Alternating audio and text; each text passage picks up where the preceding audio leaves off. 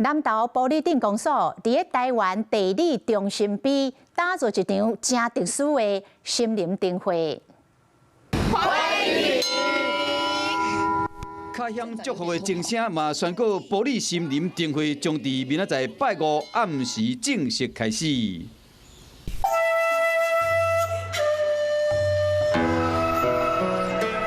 灯会是以森林环境为主题，配合精心设计的造景甲灯光，互光伫树影中流动发光。今年是以特艺结合红色的光影，表现出闪耀台湾之心的主题。以蝴蝶这个造型，然后用缤纷的荧光漆色彩。好，让它能够在这次灯会当中，从大大小小不同的角度，让它好像是飞舞在这个竹林间。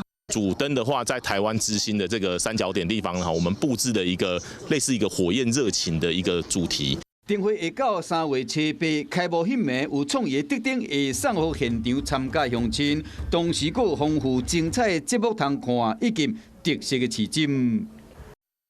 Hello， 我是蒋欣梅。想要抢先掌握最及时的新闻资讯吗？赶快订阅、按赞、开启小铃铛，锁定华视新闻 YouTube 频道。